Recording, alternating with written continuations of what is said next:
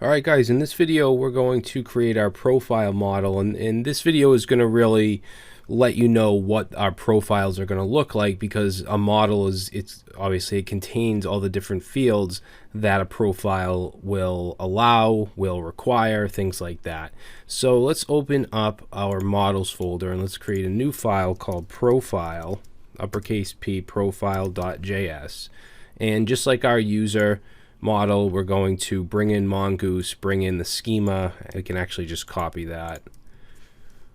And then let's create our schema. So we want to say const, and we're going to call this profile schema and set it to a new schema object. And pass in some curly braces here. Now we want to associate the user with the profile, okay? And it's a little weird what we're doing, where we have, like in Redux, we'll have our state and we'll have an auth state, which will have the user's email, ID, name, and avatar, but that's it. The rest of the stuff is going to go in the profile, okay, inside the state. And that's going to be things like the bio, the profile handle, because we want them to go to / whatever they choose as a handle for their profile, their company, website, all that stuff. But we do want to associate the avatar and everything that's in the user schema with that profile. So we're going to put that as a property here. We're going to say user, and then the type is actually going to be, what it's going to be is schema.types dot object ID. And what this is going to do is it's going to associate the user by its ID. Okay, now we need to reference the collection that this refers to, because we can refer any collection. Obviously the only other collection we have in our database is users, and that's what we want here. Okay, so in addition to that, we're going to have a handle. Like I said, we want basically an SEO friendly URL for profiles, so they could go to devconnector.com or whatever the URL /profile / for instance, if I chose Brad Traversy as my handle, then they could go to profile / Brad Traversy and my profile would pop up. All right, so this is going to be a type, or have a type of string, and it is going to be required, even though we're doing our validation in our validation files like we did here with the login and register. So we will have one for profile as well, but we're still going to mark it as required here.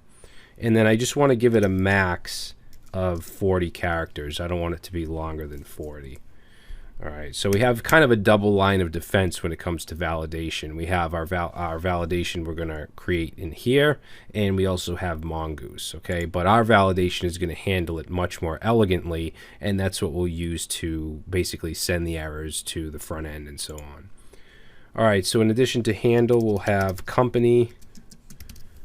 So company, we'll say type string, and I'm not going to make company required, because they may not have a company, they may not have a job, but of course, you know, this is for developers. It doesn't mean you actually have to be working. Next will be website, which will have a type of string. Most of these are going to be strings, actually.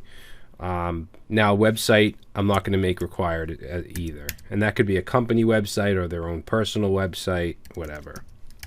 And we will have, when we have our front end form, we'll have kind of like info tips saying, you know, what this field is and what should go here and stuff like that. So location, I'm not going to make that required either. Some people may not want to put in their location. Status, now status is actually going to be a select. Of course here, whoops, style. Of course here it's going to be a string, but in our form it's going to be a select list, and it'll have options like it'll have developer, junior developer, senior developer, student, instructor.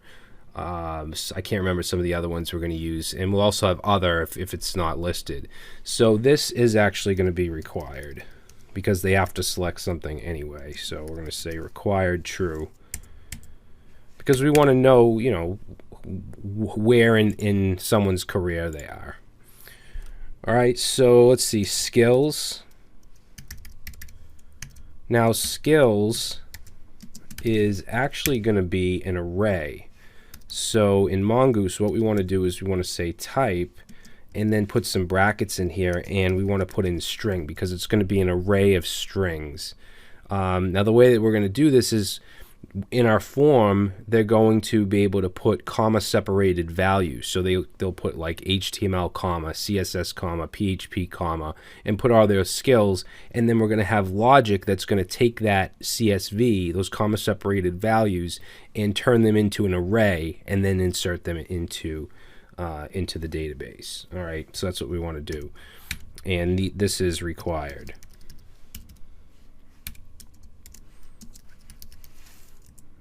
All right, let's see. So next we want, and there are quite a bit of fields here. I want it to be a pretty in-depth profile.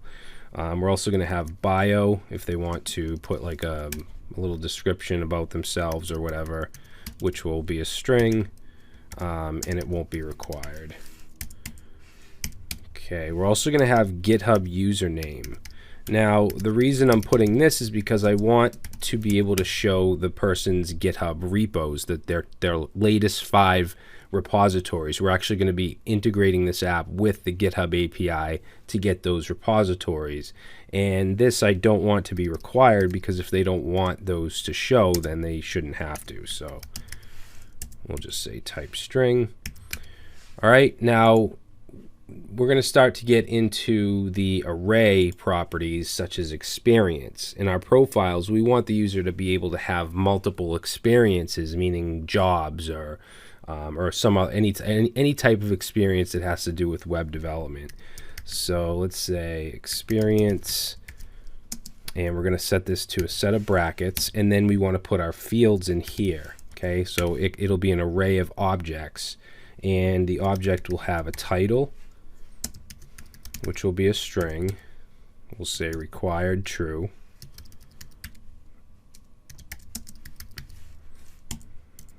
All right, so in addition to that, let's do company. Wait a minute, I didn't do that right. Title. This is not right. Hold on.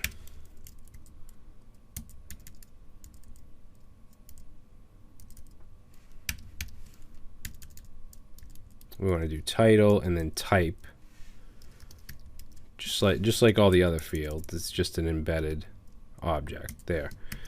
All right, so company, we'll say type string, and required is true. Let's do, actually, you know what I'll do is just copy this. So next one is going to be location of the job or experience. And the location I'm not going to make required. And you can, of course, you can change some of this stuff if you want it to, or if you don't want certain things to be required. That's okay. Let's see, but you'll have to obviously make up for it in the validation files as well. So we want a from. I'll just paste in this, and we're going to call this from. So basically, you know, when they started, and the type is going to be a date. Okay, and that's going to be required. And then we're going to have a to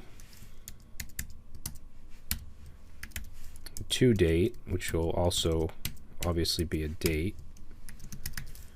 And I'm not going to make this required because I want them to have a checkbox that says current, because it could be a job that they're still working at, and in that case on our profiles it's going to say the from date dash now, okay, like they're still working there. So we do want a value called current. Are they still currently working there? And this is going to be a Boolean. Okay, so this is going to be a true or false. So let's say Boolean, and we'll set the let's actually give it a default value of false. Okay, so by default it's false. And then finally we just want a description.